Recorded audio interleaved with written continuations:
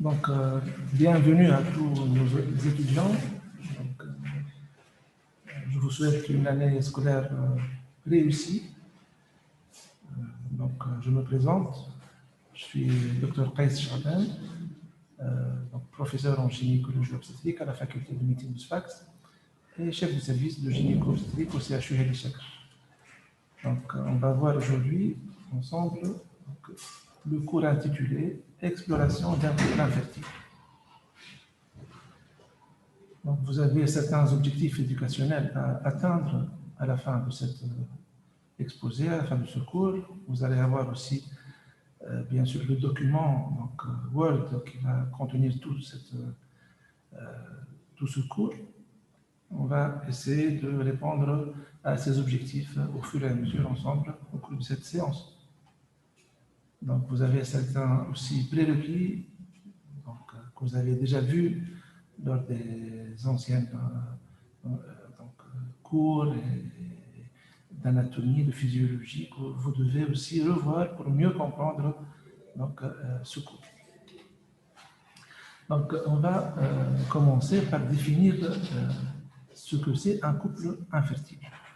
En fait, un couple infertile est dit infertile lorsqu'il y a absence de grossesse après 1 an de vie conjugale commune avec des rapports sexuels réguliers, non protégés, sans contraception et surtout avec un désir de grossesse mutuel. Les deux partenaires doivent ressentir ce désir de grossesse. Cette définition est importante à comprendre, à assimiler, à admettre parce qu'il y a parfois des couples qui vivent d'une manière éloignée durant des moments, durant des semaines et des mois. Parfois, il y a une absence de désir d'une manière des deux partenaires ensemble. Donc, dans la population générale, 70% des grossesses souhaitées sont obtenues après 6 mois de vie conjugale commune.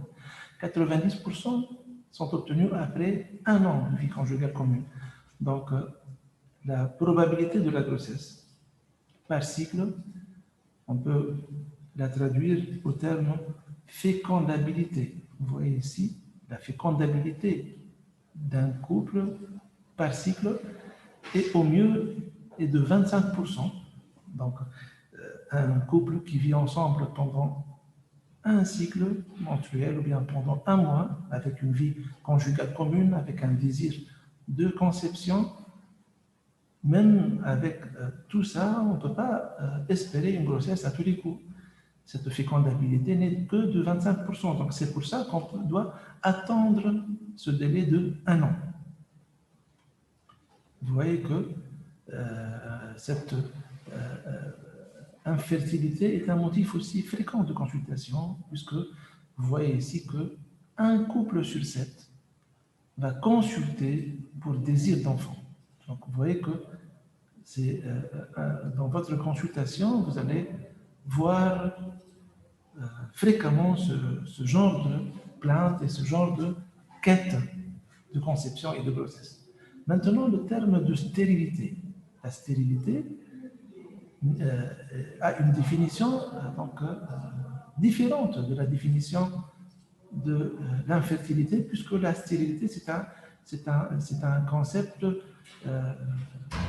définitif. C'est le fait que le couple ne peut pas avoir d'enfant. C'est des situations d'infertilité définitive. Je cite l'exemple de la ménopause, je cite l'exemple de la castration bilatérale. Voilà, quelques exemples de stérilité. Donc, c'est définitif. Voilà. Donc, globalement, la cause de l'infertilité, ou bien de la stérilité aussi, est d'origine féminine dans un tiers des cas. Elle est d'origine masculine dans environ 20% des cas.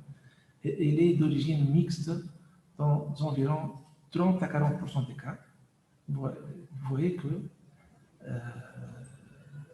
il y a aussi une part de stérilité inexpliquée qui peut se voir aussi dans moins de 10% des cas.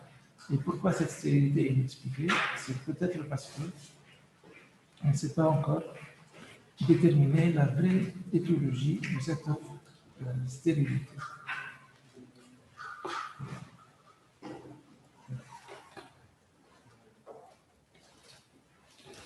Donc, l'exploration d'un couple infertile. Si on a devant nous une patiente et son mari qui viennent nous consulter pour désir de conception et ils ont remarqué donc, un retard de fertilité.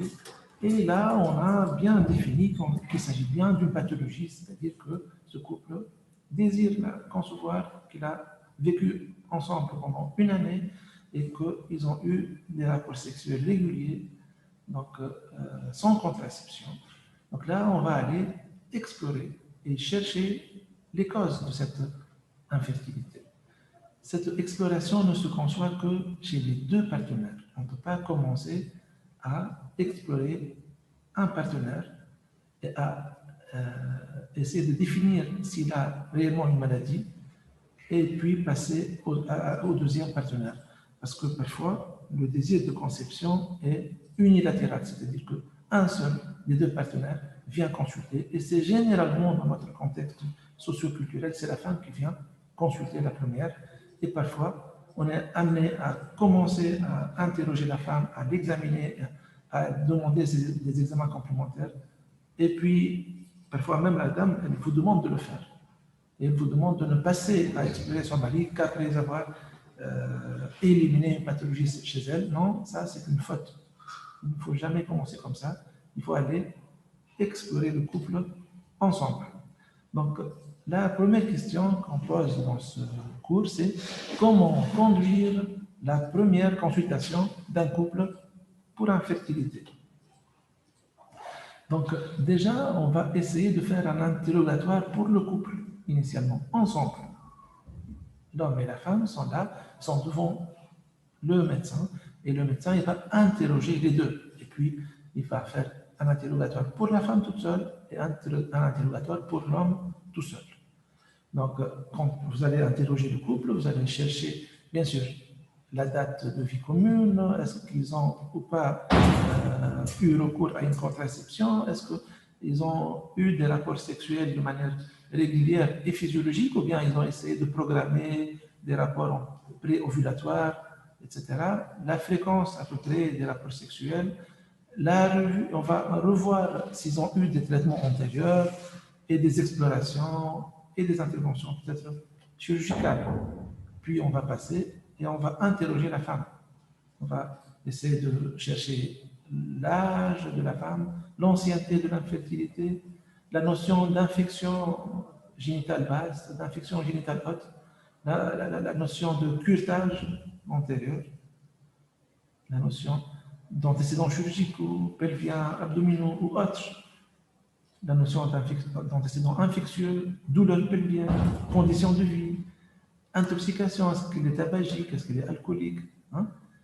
Chercher la notion de radiothérapie, de chimiothérapie antérieure, tout ça c'est important pour essayer de dégager donc, des éléments de réponse pour chercher pourquoi donc, on a ce repère de fertilité.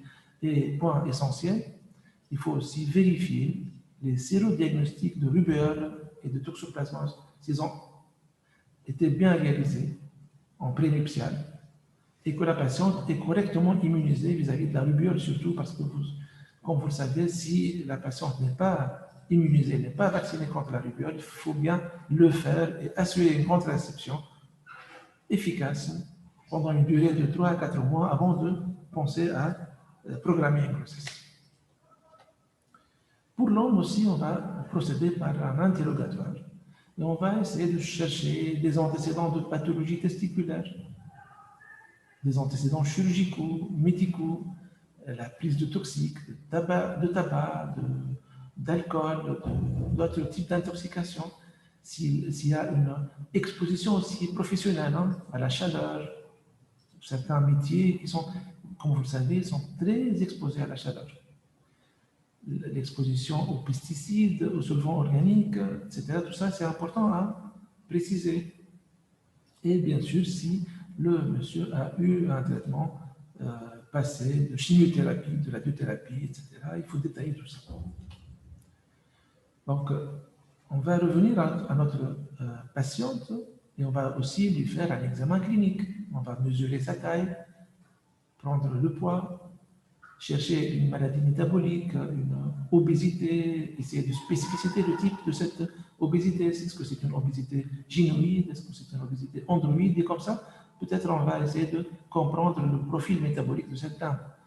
On va essayer d'apprécier la pilosité. Comme vous le savez, s'il y a une chute de cheveux, par exemple, exagérée, une pilosité exagérée, un hirsutisme, beaucoup de poils, là il ne le faut pas, là où ça gêne la patiente, ça c'est peut-être en faveur d'une hyperandrogynie. Donc, mesurer la pression artérielle, regarder l'aspect de la peau, chercher des signes en faveur de diabète, par exemple, comme la l'acanthosis nigricans. On va faire bien sûr l'examen des seins. L'examen des seins est systématique à la recherche aussi de maladies bénignes, mais aussi à la recherche de maladies malignes d'une manière systématique. Comme vous le savez, le cancer du sein, maintenant on est en octobre rose et le cancer du sein, c'est une pathologie fréquente qui touche un organe externe, qui s'apprête bien au dépistage et au diagnostic précoce. Donc on va profiter de chaque examen à la recherche de ces pathologies mammaires fréquentes qui peuvent être graves et qu'on peut très bien dépister et traiter à temps. Mais on va aussi, dans ce contexte d'infertilité, chercher une galactorée, parfois spontanée et parfois provoquée. Cette galactorée peut attirer l'attention à certaines maladies qui peuvent être, par exemple, hypophysaires, telles que l'hyperprolactinémie, les adénomes anti-hypophysaires. Et comme vous le savez, l'anti-hypophyse, c'est un chef d'orchestre qui contient donc c'est une glande qui peut donc, maîtriser et superviser le travail de la glande thyroïde, des ovaires, etc. Et la montée laiteuse, tout ça, ça peut expliquer une certaine pathologie parfois associée qui donne cette infertilité sur le plan de fertilité. L'examen clinique chez la femme va évoluer. Donc, il va évaluer aussi la trophicité vaginale, la présence et la qualité de la glaire cervicale, l'état apparent du col, la présence de parfois gros fibromes et myomes utérins, c'est des tumeurs utérines bénignes. Parfois, si le volume du myome est important, là, même avec l'examen clinique, avec le palpé hypogastrique, on peut toucher une grande masse et on peut évoquer la présence de ce fibrome utérin. Bien sûr, la trophicité vaginale, la qualité de la glaire, ça prédit un peu de la sécrétion oestrogénique chez la femme. Une bonne sécrétion oestrogénique va donner une bonne trophicité vaginale et va donner une bonne qualité de la glaire cervicale, surtout en période préovulatoire. L'examen va aussi préciser le caractère monophasique ou bien biphasique de la courbe de température. Donc, cette courbe de température, donc, c'est une technique, une méthode clinique avec laquelle on peut apprécier la présence ou pas d'une ovulation. Donc, c'est que la dame, elle va prendre tous les jours, le matin, avant la levée de son lit, elle va prendre la température rectale à la même heure. Et elle va la consigner sur un papier. Et à un certain moment donné, on va constater que la température va monter d'un cran de 0,5 donc degrés Celsius au début de la phase lutéale. Et il y a la dernière température un peu basse par rapport à cette augmentation de la température de 0,5 degrés Celsius, c'est le jour de l'ovulation. Donc, je vais vous montrer tout à l'heure. Donc, la courbe, voilà, c'est la courbe de température. Donc, la dame, elle prend sa température tous les jours. La température, elle est un peu basse. Elle s'abaisse vraiment avant de monter de presque 0,5 degrés Celsius. Et là, c'est le jour de l'ovulation. Et durant toute la phase lutéale, la femme va conserver une température haute par rapport à la température basse de la phase folliculaire.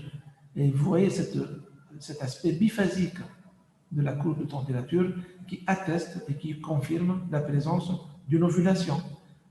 Et si la femme, par exemple, garde une température stable pour les deux phases, c'est que la dame n'a pas ovulé. Bon, c'est une ancienne méthode, c'est une technique toujours valable, toujours validée, mais elle est très onéreuse, elle est très difficile. Et c'est très difficile de convaincre une patiente de prendre sa température tous les jours à la même heure avant de se lever. C'est peu pratique, mais c'est c'est une technique très bonne à faire parce qu'elle montre d'une manière elle montre d'une manière correcte la présence ou non d'une ovulation. Voilà. Donc, si la courbe de température est monophasique, c'est qu'on est dans le contexte d'anovulation. C'est des femmes qui n'ovulent pas. Et là, c'est un signe qui peut révéler, par exemple, une maladie telle que l'hyperprolactinémie. Donc, c'est l'anté-hypophyse qui sécrète beaucoup de prolactine. La prolactine, ça fait une montée laiteuse. C'est comme une femme qui allaite. Et là, c'est un bon moyen de contraception. Elle ne peut pas avoir d'ovulation, donc elle ne peut pas avoir de grossesse. Ça, c'est une des étiologies que je vous cite. Il y a aussi l'hyperandrogynie aussi, qu'on peut voir, par exemple, dans le syndrome des ovaires polymicrocystiques. Et cette hyperandrogynie, elle donne des cycles aussi anovulatoires. Je vous explique un peu le syndrome des ovaires polykystiques à l'occasion. Donc, l'ovaire de la femme sécrète l'œstrogène à travers, bien sûr, les follicules, les cellules de la granulosase des follicules, donc le cycle folliculaire qui fait recruter des follicules primordiaux et puis les faire fonctionner pendant 5 à 6 jours. Et puis une sélection va survenir et un follicule va se distinguer, il va continuer sa maturité, va donner un follicule de 2 graphes mature et puis il va ovuler. Ça, c'est le cycle folliculaire normal. Donc ces follicules sécrètent de l'œstrogène. Ces œstrogènes, c'est ce qui donne un peu la multiplication des cellules au niveau des seins, la lubrifaction vaginale, la trophicité vaginale, une glaire cervicale qui doit être filante, agréable pour le passage des spermatozoïdes, etc. Ça fait aussi l'œstrogène, comme vous le savez, ça fait sortir un peu l'eau du système vasculaire vers le système extracellulaire, ça fait la peau un peu mince et un peu œdémaciée. Donc, des femmes, la chevelure longue, etc. Donc, l'ovaire sécrète aussi de l'androgène. Et ces androgènes, ils peuvent être sécrétés un peu en excès. Ou bien on peut avoir une hypersensibilité des récepteurs aux androgènes. Là, si on a une sécrétion d'androgènes en excès, ou bien une hypersensibilité des récepteurs aux androgènes, on peut avoir une acné, une séborrhée, un hirsutisme, une exagération de la pilosité chez la femme, et à la limite, on peut avoir même des épaules larges, une obésité androïde, un ventre qui ne peut pas être plat, et tout le cortège d'hyperandrogénie qui peut même arriver parfois, si l'hyperandrogénie est manifeste, à des signes d'hyperandrogénie plus importants, comme l'hypertrophie du clitoris par exemple. Cette hyperandrogénie qu'on voit sur le plan clinique, peut-être, ou bien sur le plan biologique, va freiner le cycle folliculaire. Donc, les follicules primordiaux qui étaient initialement recrutés et qui voulaient donner un follicule dominant au bout de 12, 13, 14 jours pour ovuler et donner le corps jaune d'une part et l'ovocyte bloqué en métaphase 2 qui va être capté donc, par le papillon de la trompe, propulsé au tiers interne, du tiers externe de la trompe en attendant ce spermatozoïde qui va venir féconder cet ovocyte mature. Donc, tout ce processus ne peut pas se faire s'il y a une hyperandrogénie, parce que l'hyperandrogénie va freiner ce cycle folliculaire. Et ce cycle folliculaire, lorsqu'il est freiné, donc on ne va pas avoir d'ovulation. C'est un cycle anovulatoire. Donc, on ne va pas avoir de possibilité de grossesse. Mais cet ovaire, il veut se défendre. Et comment il se défend? Il va recruter plus de follicules la prochaine fois pour espérer donner une bonne ovulation. C'est comme ça qu'il sait défendre l'ovaire. Donc, en recrutant plusieurs follicules, là, même si on va mettre un échographe, un appareil d'échographie, et on met une sonde d'échographie entre le 3e et le 5e jour du cycle, chez cette patiente, on va retrouver plusieurs follicules pris en trou. C'est des petits cercles ronds et noirs, hein, qui dépassent une douzaine de follicules recrutés au début du cycle par ovaire. Et c'est cet aspect qui est appelé aspect des ovaires polymicrokystiques. C'est pour ça qu'on a anciennement appelé cette maladie syndrome des ovaires micropolykystiques, parce qu'on a considéré que ces follicules recrutés en excès, c'était des microkystes. En fait, ce n'est pas des kystes, ce n'est pas des microkystes, c'est des follicules recrutés en excès. Donc ces patientes, ils ont des cycles anovulatoires, parfois, et parfois elles font une ovulation, parce que l'ovaire s'est bien défendu.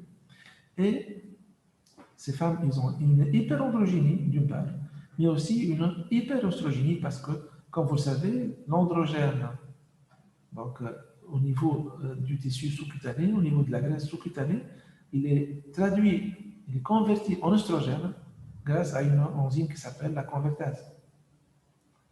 Donc, cette hyperandrogénie va donner une hyperostrogénie.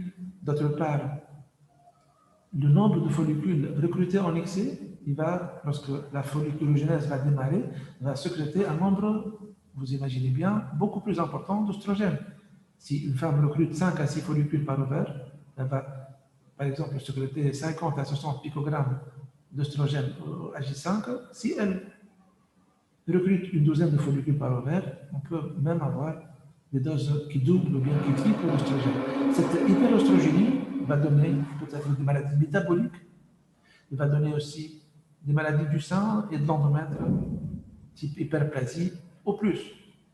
Donc, ce syndrome d'hyperandrogénie, ce syndrome d'ovaire polykystique, est une cause fréquente d'anovulation et de cycle anovulatoire et de spanioménorrhée, c'est-à-dire de cycle espacé, chez la femme. Vous voyez comment, lorsque on fait l'interrogatoire et l'examen clinique, ça c'est un exemple d'orientation clinique devant des signes apparents à l'interrogatoire et à l'examen clinique. On peut penser à certaines maladies, hein, et on a cité cette maladie comme étant un exemple. D'autres maladies sont possibles. Donc, on ne peut pas les citer tous, mais c'était pour vous montrer que l'examen clinique et l'interrogatoire sont très importants pour l'orientation diagnostique. Donc, pour l'homme aussi, on va prendre la même chose, taille, poids. Par exemple, je vous donne tout de suite un exemple. Par exemple, un homme qui a une taille très importante, qui dépasse, par exemple, les 1,95 m, etc., et des petits testicules, peut nous orienter vers le syndrome de Klinefelter si jamais il a une azoospermie. C'est une aberration chromosomique faite de 47XXY, et c'est une cause fréquente, pas fréquente, mais qui est possible d'infertilité. Donc, mesurer la pression artérielle, apprécier la pilosité chez ce monsieur, chercher des malformations, par exemple un hypospadias, une infection du méa, chercher des cicatrices de gestes chirurgicaux, notamment au niveau des plis inguinaux, par exemple. Parfois, au jeune âge, les enfants ils peuvent parfois être opérés pour une suspicion d'hernie inguinale, alors que c'est réellement des gonades qui n'ont pas pu migrer dans les scrotums, dans les bourses, et qui peuvent être prises pour une hernie inguinale. Il faut faire attention à ce diagnostic. Chercher une varicocèle, une gynécomastie, un aspect gynoïde, apprécier le volume testiculaire. Donc, on peut utiliser l'orchidомètre de Prader ou bien on peut mesurer avec un mètre ruban. On cherche la fermeté des testicules, la symétrie, une sensibilité. Ces signes peuvent évoquer plusieurs diagnostics si jamais il y a un problème médical sous-jacent. Donc, palper le cordon spermatique permet de chercher, permet de chercher les différents, chercher des antécédents, faire un toucher rectal, s'il y a surtout des antécédents infectieux, à la recherche d'une prostatite aiguë ou bien subaiguë. Et l'examen clinique peut être complété, dans certains cas, par une échographie testiculaire et une échographie des voies génitales. On peut s'aider aussi par l'examen Doppler. Maintenant, on a fait l'interrogatoire, l'examen clinique, mais en l'absence de facteurs d'orientation, quel bilan paraclinique de première intention faut-il proposer? Maintenant, on a fait l'interrogatoire, on a fait l'examen clinique, mais on n'a pas trouvé d'éléments d'orientation en faveur d'hyperprolactinémie, comme on a vu, en faveur du syndrome des ovaires polykystiques, en faveur d'hypogonadisme et hypogonadotrophe. Il n'y a rien. L'examen clinique est normal et l'interrogatoire est normal. Là, il y a des examens paracliniques à demander d'une manière systématique. Voilà. Je vous expose maintenant ce diagramme. Donc, on a fait l'anamnèse du couple, on a fait l'examen clinique du couple. Il y a une absence d'éléments d'orientation. Il va y avoir donc un bilan féminin, un bilan masculin et un bilan du couple systématique. Le bilan du couple, ça s'appelle le test post-coital, le test de Hunage. Et je vais vous détailler ce test et vous l'expliquer tout à l'heure. Pour le bilan masculin, on va faire un spermogramme. C'est une étude morphologique donc du sperme et des spermatozoïdes. Et on va faire un bilan féminin. Donc la courbe minothermique, c'est l'examen clinique. Mais aussi, on va faire une hystérographie, une hystérosalpingographie, un bilan hormonal de base et une échographie pelvienne. Donc, maintenant, on va parler des examens paracliniques pour apprécier le versant féminin. Donc, on va commencer à parler de l'échographie pelvienne. L'échographie pelvienne, on peut la faire par voie suspubienne et on peut la faire par voie endovaginale. La voie endovaginale nous donne plus d'aisance à s'approcher à l'utérus, détailler plus donc, la sémiologie échographique de l'endomètre et s'approcher plus aux ovaires. Pour les ovaires, on va préciser la taille et l'aspect des ovaires, mais aussi on va faire le compte des follicules entraux. Rappelez-vous, je vous ai dit que pour le syndrome des ovaires polykystiques, l'ovaire se défend, donc il recrute plus de follicules préentraux à chaque cycle. Donc là, on va trouver des follicules en nombre élevé au début du cycle. Et c'est un élément d'orientation vers le syndrome des ovaires polykystiques, comme on l'a pris comme exemple.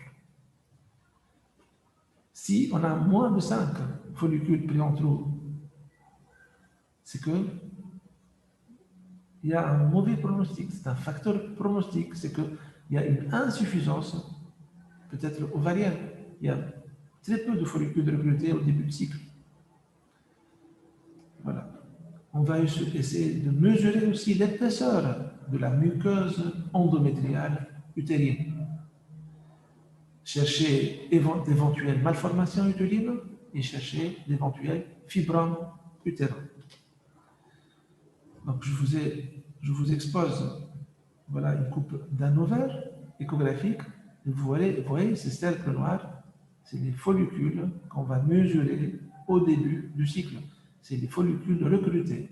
C'est des follicules qui font entre 2 et 5 mm au début du cycle. Vous voyez que là, cet ovaire, il prédispose de 1, 2, 3, 4, 5 follicules recrutés. Par contre, cet ovaire, vous voyez, je délimite par ce curseur donc le volume ovarien, et vous voyez qu'il y a un nombre élevé de follicules de cercles noirs. Vous voyez, je calcule ici 1, 2, 3, 4, 5, 6, 7, 8, 9. Là, c'est une seule coupe échographique. Donc, si je modifie ma coupe, je vais retrouver plus de follicules. Et ça, c'est un aspect évocateur du syndrome des ovaires polykystiques. Donc, à l'exploration échographique, on a peut-être avancé les choses ici et on s'est rapproché à une des maladies qui peut expliquer cette infertilité. La courbe minothermique, d'autre part, que j'ai expliqué tout à l'heure, on va la faire. Et on va faire un bilan hormonal de base. C'est qu'on va essayer de chercher, en dehors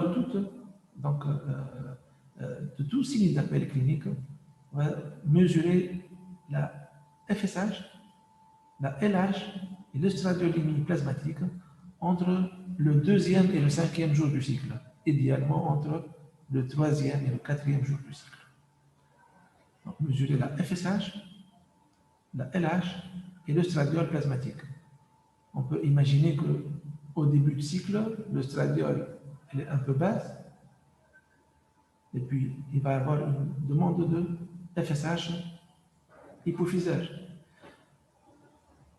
Moins on a de follicules recrutés, plus on va avoir de sécrétion de FSH.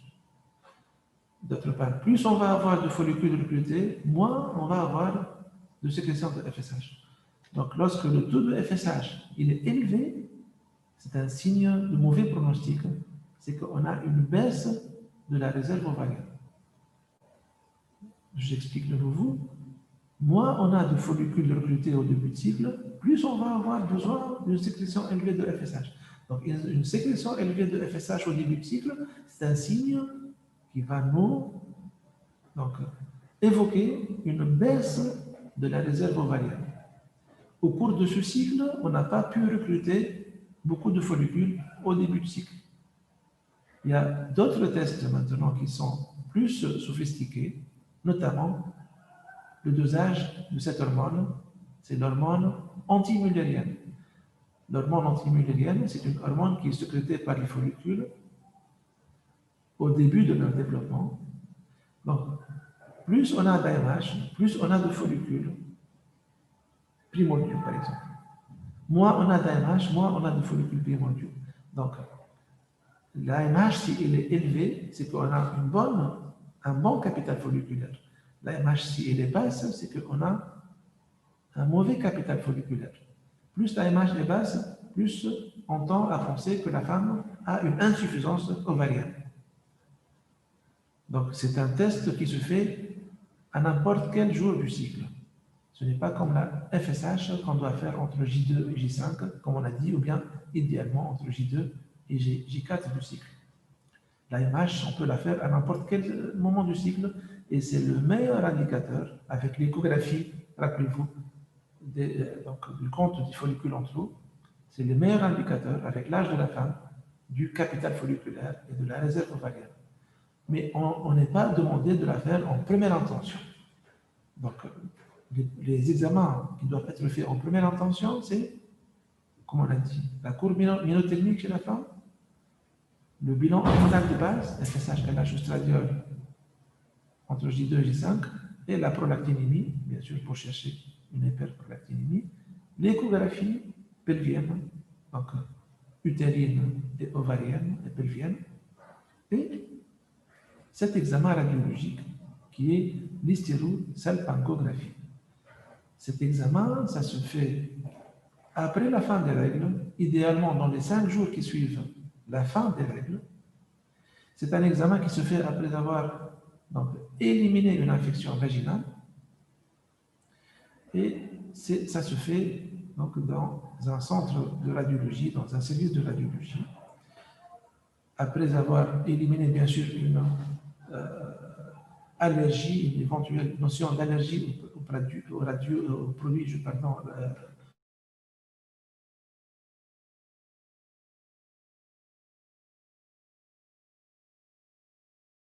IED, parce que c'est cervical, qui va passer ce produit dans le canal cervical, l'isthme, le corps utérin, et à travers les trompes, vous devinez ici la trompe qui est opacifiée, et puis le produit radio-opaque va sortir à travers les pavillons et va être déversé dans la cavité péritonéale. Et ça s'appelle brassage péritonéal. Et ici, ce produit radio-opaque, il va tracer les bords internes de la muqueuse utérine et les trompes.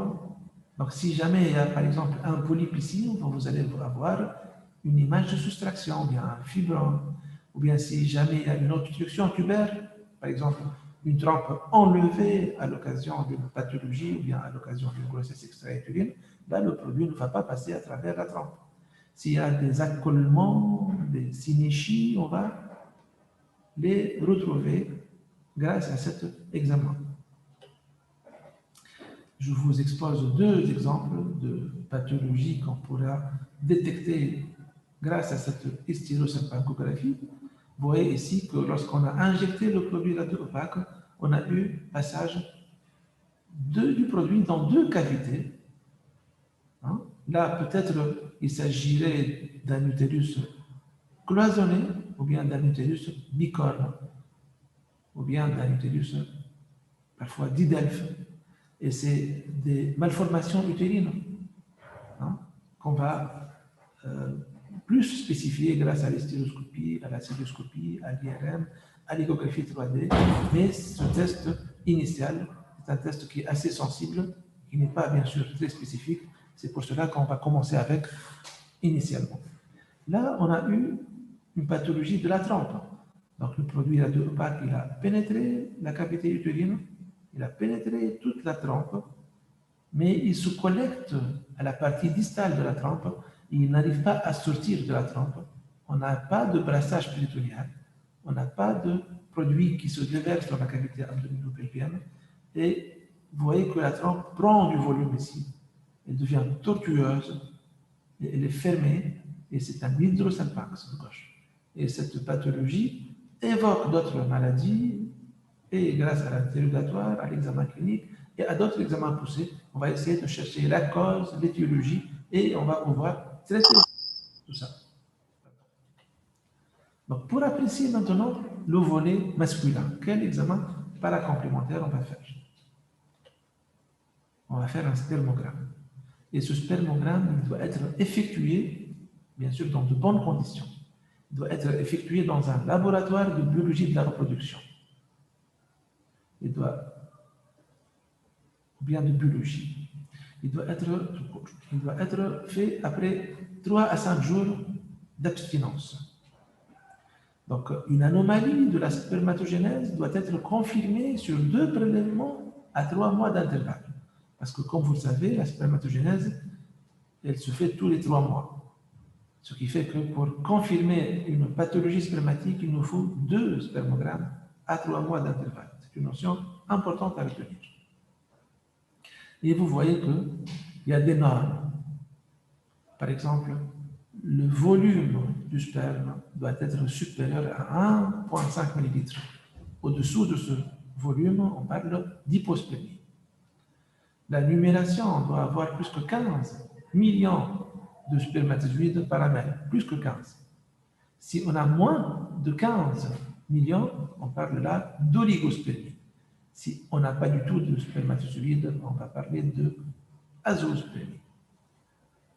La mobilité, il y a 4 types de mobilité. Des spermatozoïdes, parce que comme vous le savez, les spermatozoïdes sont mobiles.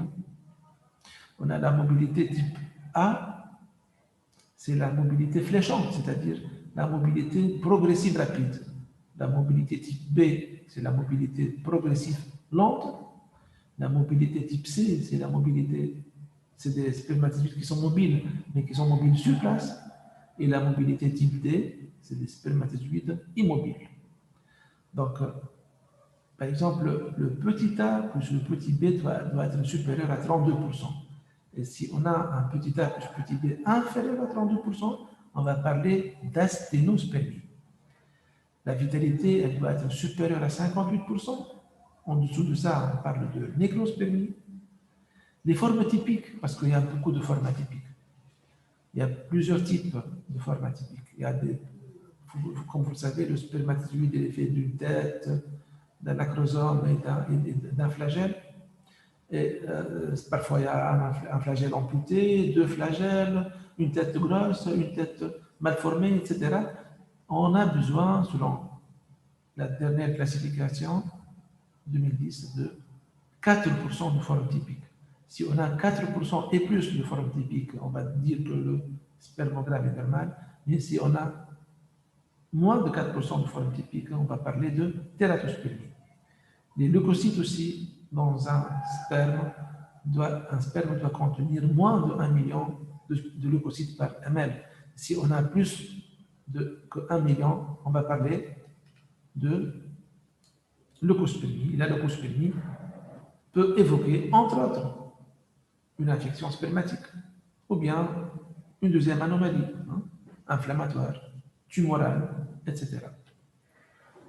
Donc, on peut compléter notre spermogramme par une spermoculture à la recherche de germes banaux ou bien à la recherche d'autres infections spécifiques. Donc, ça, c'est dans le cas où on a une orientation clinique ou bien biologique. Par exemple, si on a eu une leucospermie au spermogramme. Maintenant, on a essayé de faire des examens paracliniques systématiques pour la femme. On a essayé de faire des examens paracliniques systématiques pour l'homme. Et on va faire aussi des examens pour le couple. Et notamment, c'est le test post-coital, c'est le test de 1 heure. C'est un test qui est en train de perdre de plus en plus de sa valeur. Il est de moins en moins fait en pratique courante, mais c'est un test qui a aussi ses avantages et qui peut aussi nous donner donc une idée surtout sur la qualité de la glaire. Est-ce que cette glaire cervicale est en train d'accepter les spermatozoïdes et est-ce qu'elle est en train de lui donner un milieu propice pour qu'il remonte donc, le canal cervical vers la cavité utérine, vers donc, les trompes. Comment il se fait? Donc, ça se fait en phase pré-ovulatoire. Lorsque la glaire est la meilleure que possible, donc, ça se fait après 2 à 3 jours d'abstinence et après 8 à 12 heures après un rapport sexuel. Donc, 8 à 12 heures après un rapport sexuel, on va faire donc, un examen clinique, on va mettre un spéculum et on va prendre cette glaire cervicale et on va la mettre sous microscope et on va essayer d'apprécier la quantité de spermatozoïdes et le nombre de spermatozoïdes qui est vivant dans cette glaire. Et on va donc apprécier est-ce que cette glaire est en train de donner un milieu propice à ces spermatozoïdes. Il y a un grossissement à faire, il y a un calcul à faire, mais à l'occasion de ce test, on va voir si cette glaire est bonne au passage de spermatozoïdes. Imaginez une femme qui a une hypoœstrogénie. Donc, ces cellules de la granulosa ne sont pas capables de sécréter assez d'œstrogène. Là, cette glaire ne va pas être bonne avec le passage de spermatozoïdes, elle va tuer les spermatozoïdes et on va avoir une infertilité. Donc, on pourra améliorer cette hypoœstrogénie, on pourra donc améliorer le passage du sperme à travers le canal cervical. Donc, à l'issue de ce premier bilan systématique, donc, je vous rappelle, un test post-coital pour le couple, un spermogramme pour le mari, une échographie pelvienne, utérine et ovarienne pour la femme, une hystérosalpingographie et un bilan hormonal de base, FSH, LH, oestradiol, prolactine, entre J2 et J5 du cycle. À l'issue de ce premier bilan, l'ensemble des examens,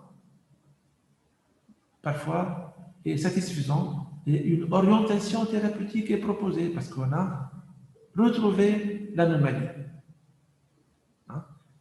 Sinon, on peut pousser les investigations et passer à d'autres types d'exploration pour encore chercher les étiologies et confirmer certaines suppositions. On peut s'aider de l'échographie, de la célioscopie, de l'hystéroscopie. La célioscopie, c'est le fait de mettre une caméra dans la cavité abdominopelvienne L'hystéroscopie, c'est le fait de mettre une caméra dans la cavité endométriale, utérine, faire des biopsies, chercher des signes, cellules inflammatoires, des signes d'infection, etc. Faire un bilan hormonal plus poussé, dynamique, hein, chez la femme, mais aussi chez l'homme. Et même chez l'homme, on peut aller faire d'autres bilans plus poussés, plus spécifiques, comme les marqueurs séminaux, les anticorps antispermatozoïdes, hein, etc. Le bilan hormonal, l'échographie, le Doppler. Hein. Donc, d'autres bilans peuvent être faits pour pousser les investigations. Alors, je vous expose cet algorithme. Donc, on a fait l'examen clinique et l'interrogatoire du couple. Alors, là, on va se poser des questions. Est-ce qu'il y a des éléments d'orientation ou pas? En cas d'absence d'éléments d'orientation, on va faire un bilan systématique pour l'homme et pour la femme. Pour l'homme, on va faire le spermogramme. C'est tout. Et pour la femme, on va faire, comme on a dit, le bilan hormonal, l'hystérosalpingographie et l'échographie. Pour le couple, on peut ajouter le test post-coital, le test de Hunage. Et là, de là, on va passer aux explorations spécifiques. Ce passage aux explorations spécifiques, on peut le faire d'emblée, bien sûr, s'il y a des éléments d'orientation clinique, hein, d'emblée. Voilà. Donc, cet arbre décisionnel, ça résume un peu la manière avec laquelle on va procéder. Donc, maintenant, on va passer aux étiologies possibles de l'infertilité du couple, chez la femme et puis chez l'homme. On a parlé de l'anovulation du syndrome des ovaires polykystiques, par exemple. Hein? Donc, lorsqu'on a une anovulation, lorsqu'on a une mauvaise ovulation, vous pouvez imaginer qu'on ne va pas avoir de corps jaune, ou bien on va avoir un corps jaune de mauvaise qualité. Et là, on va avoir une phase lutéale qui est courte, défectueuse. Donc, on va avoir une sécrétion insuffisante de progestérone. Une sécrétion insuffisante de progestérone ne va pas donner un endomètre décidualisé qui est bon à l'implantation. Donc, cette anovulation, ou bien cette dysovulation, est une cause très fréquente d'infertilité féminine. Près de 20% des cas d'infécondité du couple sont dus à cette anovulation. Donc, le diagnostic d'anovulation, il est souvent évident, puisque lorsque tu as une aménorrhée ou bien des spanioménorrhées, des irrégularités menstruelles, c'est un signe d'anovulation. Donc, on a une anovulation lorsqu'on a un syndrome d'ovaire polykystique. On a parlé de cet exemple tout à l'heure. Lorsqu'on a une hyperprolactinémie, lorsqu'on a une insuffisance ovarienne primitive, il y a des patientes, même jeunes, chez qui on commence à avoir une insuffisance ovarienne primitive. Cette insuffisance, elle peut être tout simplement génétique, ou bien due à une aberration chromosomique, un syndrome du X fragile par exemple. Donc là, on va trouver une FSH élevée. Rappelez-vous, tout à l'heure, je vous ai dit, moins vous avez de follicules recrutés au début de cycle, plus vous avez une sécrétion de FSH, parce que l'antéhypophyse, il va crier tout fort pour faire fonctionner plus de follicules. Il a l'impression, l'hypophyse, que s'il parle beaucoup, s'il sécrète beaucoup de FSH, il va donner un meilleur rendement ovarien. Et c'est un signe d'une insuffisance ovarienne. Mais puisqu'il y a peu de follicules, on va avoir une oestradiolymie basse. L'hormone anti-mullérienne, elle a ici une place primordiale, comme je vous ai dit. L'AMH, c'est le meilleur indicateur du capital folliculaire. Moins on a d'AMH, moins on a de follicules primordiaux, donc plus on a d'insuffisance ovarienne. Le nombre de follicules en trop mesurés et calculés à l'échographie au début du cycle, entre J2 et J3 et J4 du cycle, est un bon indicateur aussi de la réserve ovarienne. Moins on a de follicules recrutés et plus on a une insuffisance ovarienne primitive. On peut avoir aussi un déficit gonadotrope, des hypogonadismes hypogonadotropes, c'est l'anti-hypophyse qui n'est pas capable de sécréter assez de FSH et de LH. Là, le bilan hormonal va le montrer. On va avoir une anovulation, une dysovulation, et il faudra déterminer l'étiologie, peut-être par des examens dynamiques, hormonaux, par une IRM, etc., en pluridisciplinaire avec les endocrinologues, etc. Hein. Une cause psychonutritionnelle et peut donner aussi une anovulation. Le stress, il donne des cycles anovulatoires. L'activité physique intense, il y a les sportifs de haut niveau, ils peuvent faire une anovulation parce qu'elles sont très stressées. Généralement, il y a une sécrétion très importante des hormones de stress et des catécholamines qui peuvent parfois stopper le fonctionnement de l'axe hypothalamo-hypophyso-ovarien. La restriction alimentaire et pondérale, rappelez-vous le syndrome, l'anorexie mentale. Les femmes, les jeunes filles qui veulent à tout prix faire parfois une restriction alimentaire pour perdre du poids d'une manière exagérée, là, elles peuvent aussi faire un cycle anovulatoire. D'autres causes endocriniennes sont possibles, comme la dysthyroïdie, surtout l'hypothyroïdie, et l'hyperandrogynie surrénalienne. Les déficits partiels en 21 bêta-hydroxylase peuvent donner une exagération de la sécrétion de la 17-hydroxyprogestérone. Cette 17-hydroxyprogestérone est une hormone qui est très semblable aux androgènes. Donc, ça fait comme une hyperandrogynie manifeste. Et cette hyperandrogynie, elle va stopper le cycle folliculaire et donner donc une anovulation. Vous voyez, ça, c'est des étiologies d'anovulation. Donc, on a vu, donc, petit 1, les anovulations comme étiologie d'infertilité féminine. Petit 2, on va voir les obstacles mécaniques. Donc, parmi les obstacles mécaniques, il y a, par exemple, les pathologies cervicales.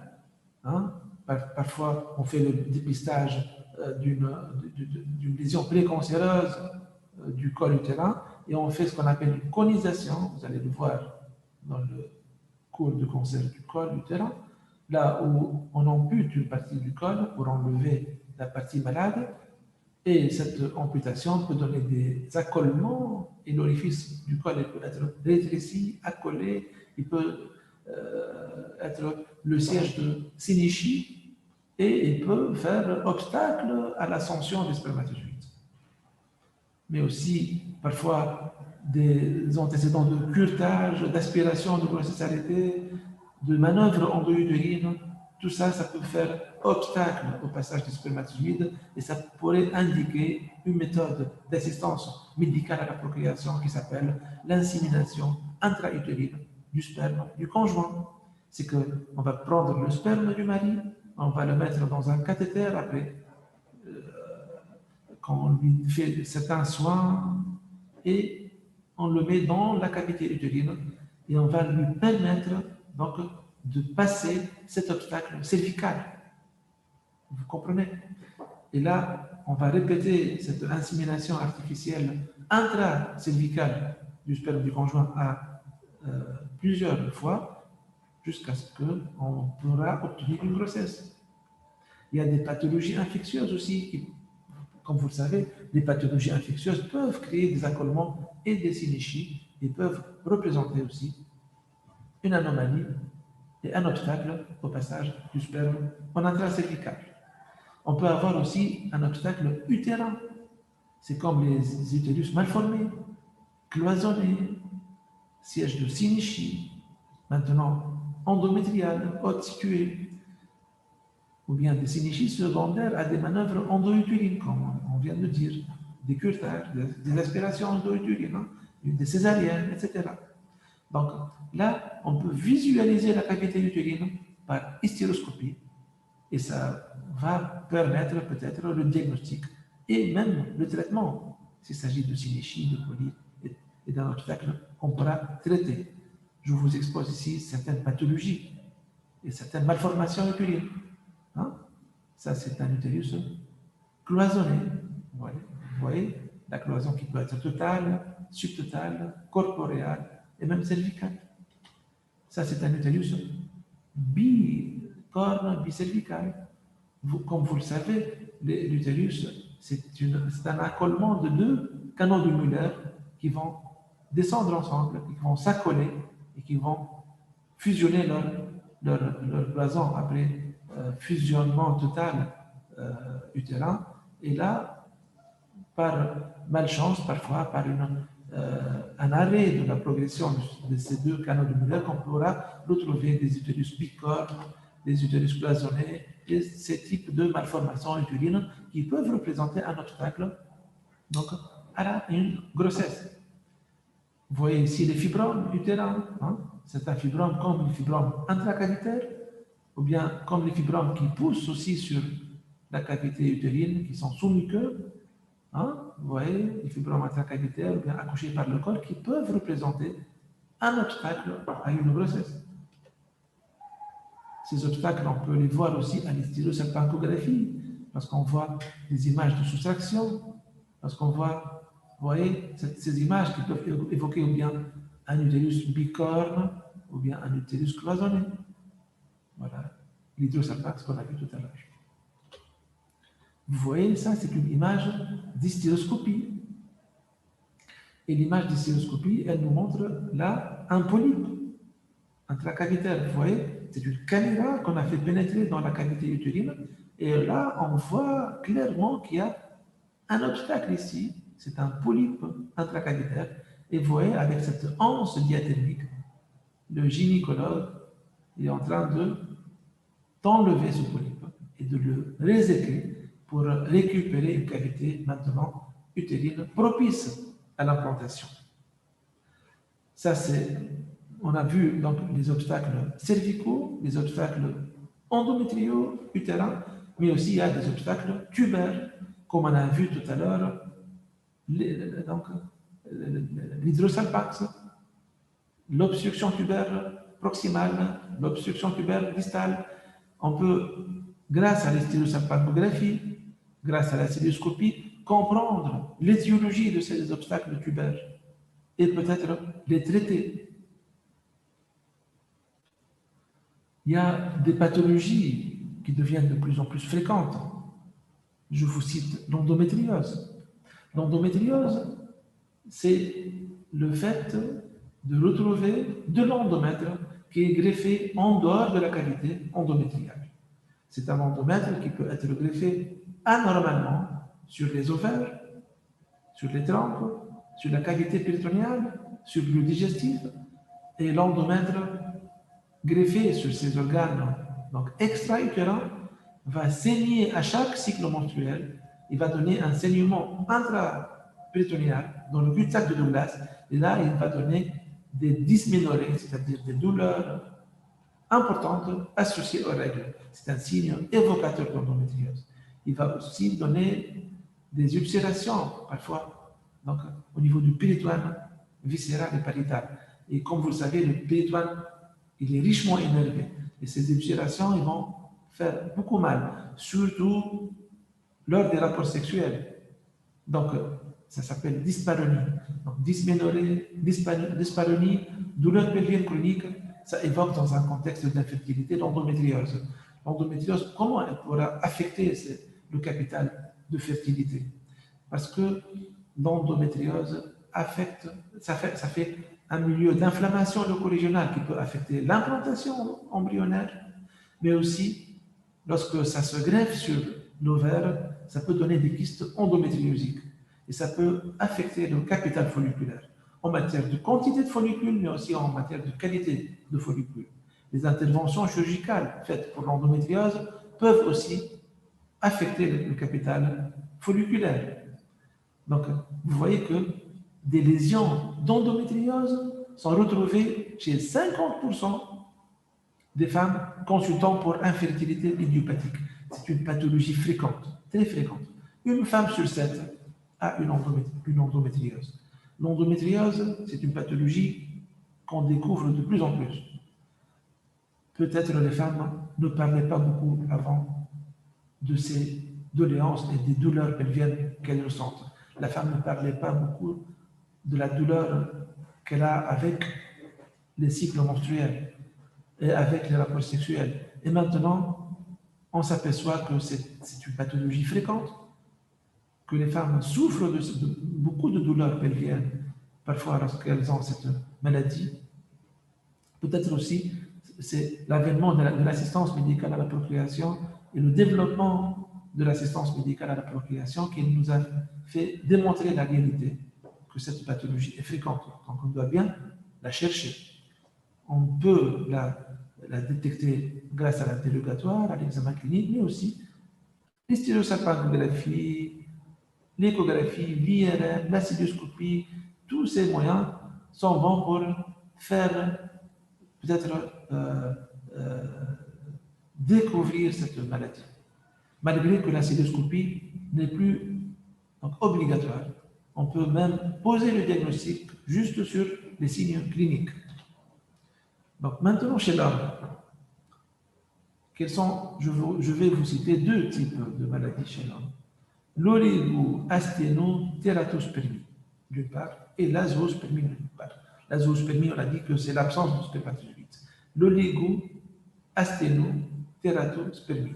Oligospermie, c'est le fait d'avoir peu de spermatozoïdes, moins de 15 millions par année. L'asténospermie, ou bien moins de 12 millions, ça dépend des classifications. L'asténospermie, c'est le fait d'avoir une mobilité qui est inférieure à 35-32%. La tératospermie, c'est le fait d'avoir moins de 4% de forme typique. Donc, lorsqu'on a ces trois éléments réunis, on va appeler cette pathologie oligo-asténotératospermie. Donc, l'oligo-asténotératospermie est un simple symptôme qui cache derrière des causes très variées. On doit faire donc une enquête étiologique qui ressemble à l'enquête qu'on va voir et qu'on fait lorsqu'il y a une azoospermie. On va chercher, on va faire un karyotype pour le monsieur, comme je vous ai dit. Il y a certaines aberrations chromosomiques qui donnent cette pathologie. On va chercher une microdélétion du chromosome Y aussi, qui pourra donner cette pathologie. On va chercher une infection, une inflammation, parfois une tumeur testiculaire. Elle peut donner une oligo-asténotératospermie. Un cancer de testicule peut donner une oligo-asténotératospermie ou bien une azoospermie. Une infection spécifique, chlamydia, mycoplasme, etc. Tout ça, une varicocèle.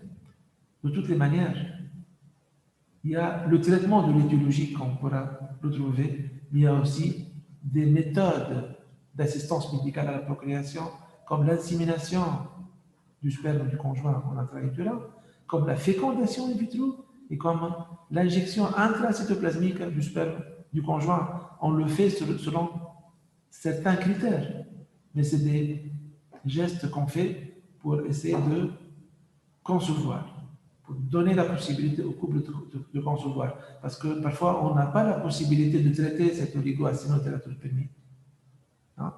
Et parfois aussi, le temps n'attend pas. Donc, il faut aller rapidement chercher aussi un résultat, un bébé take at home, comme disent les Anglais. Il y a aussi la préservation de la fertilité qui, maintenant, a de plus en plus de place. Donc, en cas d'oligo-asténotératospermie sévère, on doit préserver le sperme de monsieur par une méthode facile, c'est la congélation du sperme. Comme ça, même s'il y a un processus qui est en train d'avancer et qu'on n'arrive pas à traiter, on va pouvoir préserver les possibilités de fertilité de monsieur. On pourra aussi faire la préservation de la fertilité pour la femme aussi, en préservant les ovocytes de cette femme et en les congelant, en faisant une congélation des ovocytes de la femme. Maintenant, l'azoospermie. Les azoospermies, qu'est-ce qu'on fait? Alors, trois éléments vont guider la réflexion. On va apprécier le volume des testicules, chercher des signes d'hypogonadisme et mesurer le taux de FSH. Donc, ce sont trois éléments importants à faire lorsqu'on a une azoospermie, c'est-à-dire une absence de spermatozoïdes. Donc, je vous expose cet arbre décisionnel qui résume qu'est-ce qu'on doit faire lorsqu'on a une azoospermie confirmée. Comme je vous ai dit, on va doser la FSH chez monsieur. on va éliminer bien sûr une infection spermatique. On va aussi examiner les testicules et éliminer une tumeur testiculaire, exemple. Bien sûr. Donc, on a 3 cas de figure. Ou bien une FSH élevée, une FSH normale, ou bien une FSH basse. Si on a une FSH basse, c'est que l'antéhypophyse n'arrive pas à sécréter assez de FSH. Ça, c'est un hypogonadisme hypogonadotrope. Et là, on va passer à des tests spécifiques, des tests dynamiques et à une imagerie afin de chercher la cause de cet hypogonadisme hypogonadotrope. Et on pourra même traiter, lorsqu'on va ou bien améliorer la compétence de l'hypophyse à donner de la FSH, ou bien donner nous-mêmes une FSH exogène. Ça, c'est le premier cas de figure. Deuxième cas de figure, on a une FSH normale. C'est que l'hypophyse, il donne de la FSH d'une manière normale. Troisième cas de figure, la FSH qui est élevée. Là, l'hypophyse, il crie, il donne beaucoup, il sécrète beaucoup de FSH. C'est que l'hypophyse, elle a constaté que le testicule n'est pas en train de produire les spermatozoïdes. Il y a un problème dans la production même, dans l'usine de production de spermatozoïdes au niveau testiculaire. Et ça s'appelle là une azoospermie sécrétoire. Le testicule n'arrive pas à sécréter. Donc le patron, l'antéhypophyse, il crie beaucoup, il sécrète beaucoup de FSH pour essayer de compenser, mais sans résultat. Là, puisqu'il y a une azoospermie donc sécrétoire, il faut faire un karyotype. Peut-être qu'il y a une aberration chromosomique, un 47XXY, un Klinefelter, ou bien une microdélétion du chromosome Y. Peut-être c'est ça qui a fait le problème sécrétoire. Et on passera à faire une biopsie testiculaire à la recherche de certains spermatozoïdes pour les congeler et pour les préserver. Troisième cas de figure, on dose la FSH et on la retrouve normale. C'est que l'hypophyse n'a pas constaté un problème de production dans l'usine, dans le testicule. Donc la FSH elle est sécrétée de manière normale. Donc l'antéhypophyse il fonctionne normalement. Le testicule il fonctionne normalement. Donc il produit réellement des spermatozoïdes. Mais il y a un problème obstructif. Il y a des conduits. Les conduits de sperme n'arrivent pas à faire libérer les spermatozoïdes du testicule vers l'urètre en cas d'éjaculation. Les spermatozoïdes ils restent dans le testicule et ce n'est que le produit de la sécrétion de la prostate et des vésicules séminales qui sort lors de l'éjaculation. Là, il y a donc un problème obstructif. Ce problème obstructif est difficile à traiter chirurgicalement. Donc, on a tendance à faire une biopsie testiculaire et à congeler. Là, on va retrouver des spermatozoïdes, une bonne quantité, et on va les congeler. Donc, ça s'appelle problème obstructif. Et là, c'est un problème sécrétoire qui n'est pas obstructif. Et vous voyez que devant une azoospermie, le dosage de la FSH est très important pour orienter le diagnostic étiologique et pour orienter la prise en charge thérapeutique. Donc finalement, c'est la dernière plaque, c'est pour vous dire que initialement, donc, on a défini la pathologie lorsque le couple a vécu 1 an de vie conjugale commune, de rapports sexuels réguliers, avec un désir de conception pour le couple, pour les deux, sans contraception ni naturelle, ni mécanique, ni chimique, ni rien du tout. Et le couple n'arrive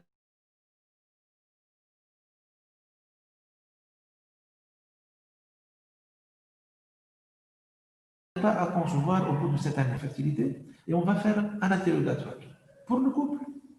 Initialement, un interrogatoire pour la femme et un interrogatoire pour l'homme. Et puis, on va faire un examen clinique pour la femme et un examen clinique pour l'homme. S'il y a des éléments d'orientation, on va aller faire des tests et des bilans et des explorations spécifiques en fonction de l'orientation clinique, bien sûr. Mais en absence d'orientation clinique, on va faire un bilan systématique paraclinique. Le bilan systématique paraclinique comporte le spermogramme Donc, d'une part, pour l'homme et pour la femme, on va faire une échographie pelvienne, un bilan hormonal de base, FSH, LH, oestradiol, prolactine, entre J2 et J4 du cycle, une hystérosalpingographie et le test clinique, si on peut le faire, de la prise de température durant tout le cycle. Et ça c'était la première partie du cours. La deuxième partie, on a exposé certaines étiologies les plus fréquentes à chercher. Donc, maintenant, on va vous exposer de manière brève donc, les examens de seconde intention qu'on va faire en fonction des situations. Comme on a dit, chez la femme, on peut aller préciser les anomalies de la cavité utérine vues à l'hystérographie ou bien à l'échographie en s'aidant à l'hystéroscopie diagnostique, par exemple. On va préciser plus les anomalies de la perméabilité tubaire vues en hystérosalpingographie par la célioscopie. S'il y a une discordance maintenant entre le bilan hormonal et la clinique, on va faire un dosage de l'hormone antimullérienne et le compte des follicules en flou à l'échographie. Ce sont les deux meilleurs indicateurs du capital folliculaire. Chez l'homme maintenant, en cas de leucospermie, ou bien en cas d'asténospermie sévère, on va faire bien un pH alcalin aussi au niveau du sperme, on va faire une spermoculture à la recherche d'une infection. En cas d'azoospermie, on va mesurer la FSH, et c'est grâce à cette FSH qu'on va avoir une bonne orientation clinique pour orienter les examens paracliniques. Donc là, on a terminé ce cours. Et donc, s'il y a des questions, je pourrais bien sûr répondre. Et puis, pour le cours de l'hémorragie du postpartum, on va donc organiser un deuxième cours, une deuxième séance, et on va vous donner donc, le jour et l'horaire de ce cours. Donc, je vous remercie. S'il n'y a pas de questions, je vous souhaite toute la réussite dans votre parcours d'étudiant et en vous attendant dans le service aussi pour continuer. Monsieur, Oui, monsieur. monsieur, ce cours, تبعوه من البوليكوبي ولا من الديابوراما؟ Dis-moi notre support, le diaporama, il va vous aider à comprendre le polycopier. Mais vous allez retrouver le même contenu dans le polycopier. Donc, vous pouvez, pour l'examen, vous pouvez vous fier au polycopier. Et ce document, il pourra aussi vous aider à mieux comprendre votre polycopier. Voilà. Monsieur, Oui, monsieur. ليه البوليكوبي جينيكو اوبستريك تبدل على عملي ولا هو فيديو؟ Il y a certains cours qui vont être modifiés et on va vous donner les polycopiés rapidement qui ont changé. Il y a certains cours qui ont changé. Mais on va vous les donner rapidement. Est-ce que vous avez des questions à propos de cet exposé?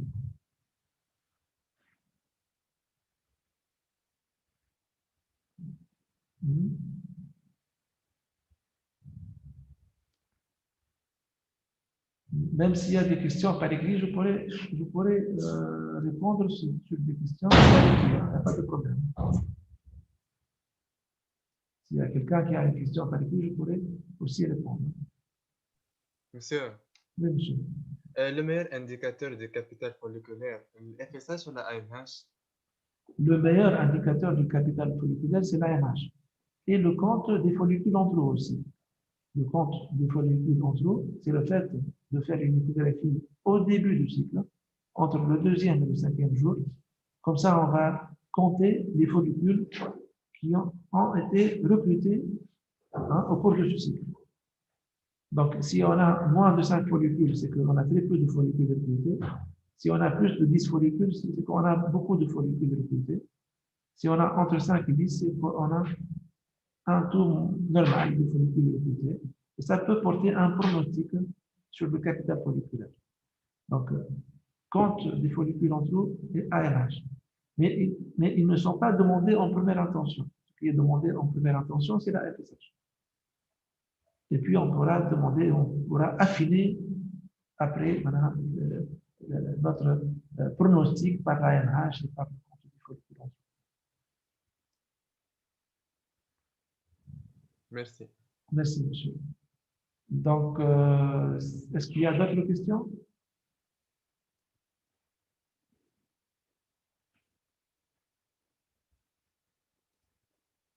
Voilà. Donc, j'ai des questions écrites. Voilà.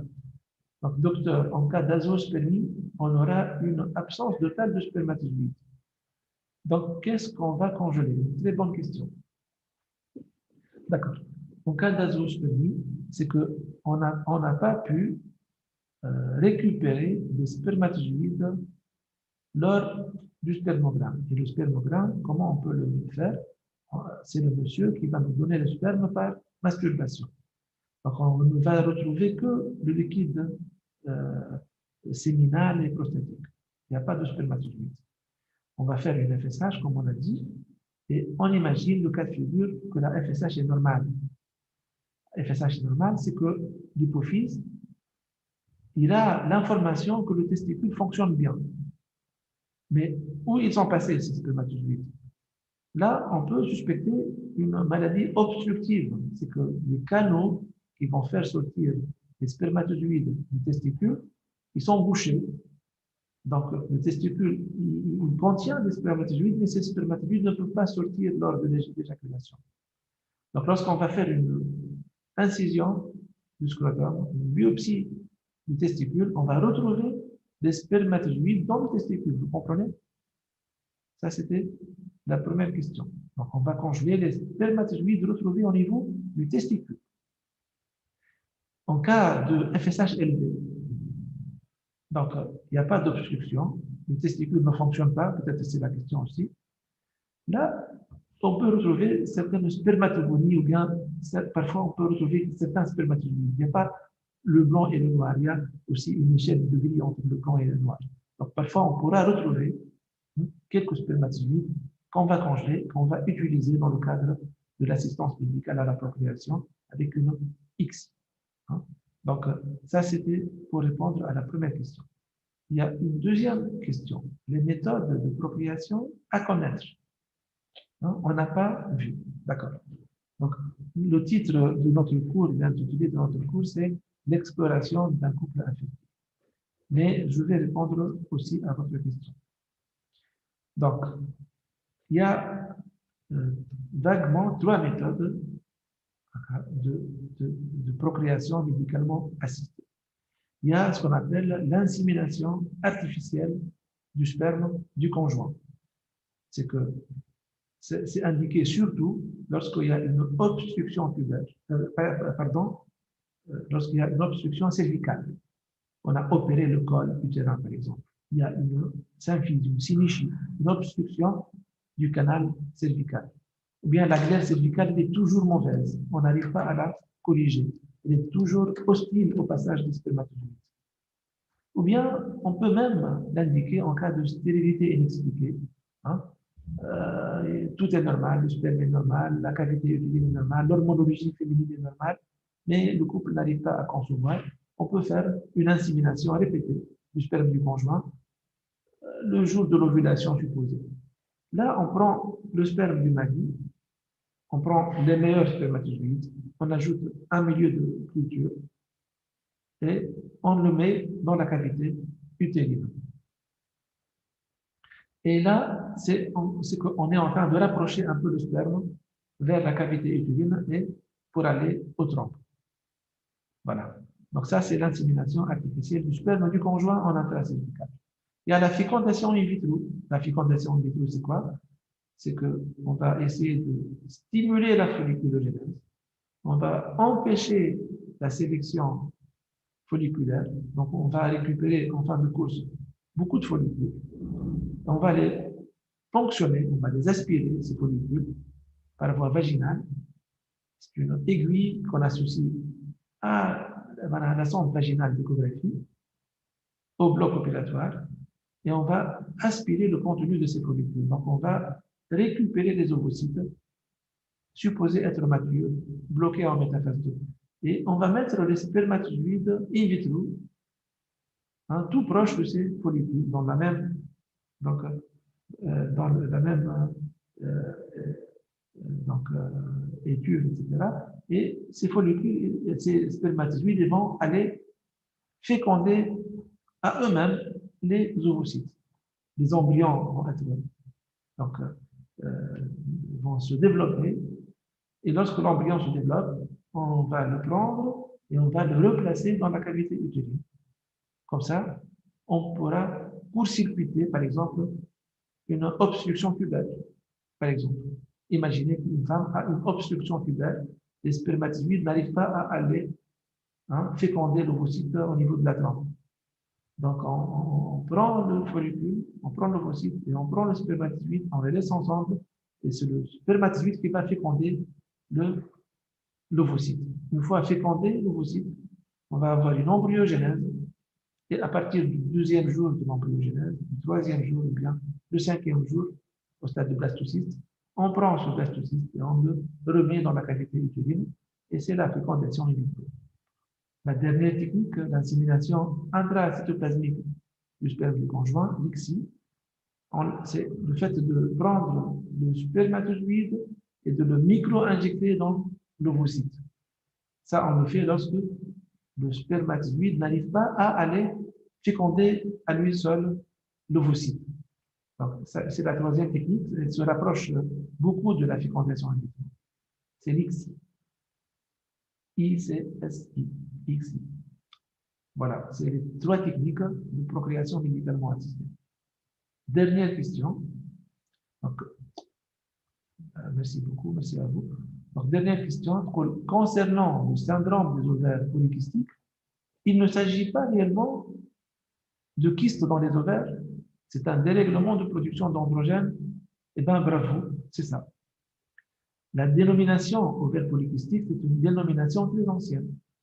En fait, donc, c'est une hyperandrogynie ovarienne qui a fait ralentir le cycle folliculaire, qui donne donc des cycles espacés, puisque parfois l'ovaire n'arrive pas à ovuler, vu l'importance de la sécrétion d'androgènes.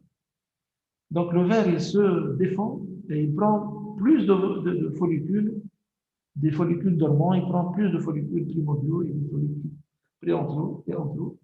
Donc on va voir ces follicules qui sont exagérés en nombre au début du cycle.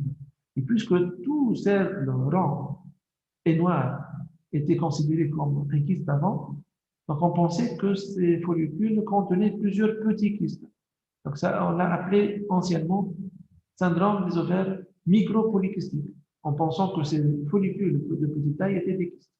Et cette dénomination est restée jusqu'au jour d'aujourd'hui. Donc en fait, ce n'est pas un ovaire qui contient plusieurs petits kystes, c'est un ovaire qui recrute beaucoup de follicules de sa réserve ovarienne. Voilà. Et puisque chaque petit follicule sécrète une petite dose d'AMH, vous allez retrouver un dosage d'AMH élevé chez ces jeunes patients. Donc l'AMH, il est élevé, il n'est pas normal. Et l'AMH, quand il est élevé, c'est un indicateur d'un capital folliculaire assez bon, mais cette hormone est une hormone anti-mullérienne. Donc elle est anti-folliculogénèse. Donc elle-même, cette sécrétion d'AMH, elle ralentit encore plus le cycle folliculaire et elle fait des cycles espacés. Et c'est ça le syndrome des ovaires polykystiques. C'est des femmes qui ont aussi une insulinorésistance parfois. Donc il y a un terrain de diabète dans la famille, par exemple, et l'insuline sécrétée en excès dans le corps de ces femmes va aller encore accentuer la sécrétion d'androgènes ovariens. C'est pour ça qu'on indique chez ces jeunes filles et ces jeunes femmes une activité physique régulière et un régime alimentaire équilibré pour diminuer l'hyperinsulinémie qui va donner bien sûr, moins d'androgènes lorsqu'on va diminuer l'insuline. Donc, c'était ça l'explication de votre question. Donc, s'il n'y a pas d'autres questions, je vais vous souhaiter, merci, docteur. Donc, s'il n'y a pas d'autres questions, je vais vous souhaiter une bonne journée et à la prochaine, Inch'Allah. Hein? Au revoir.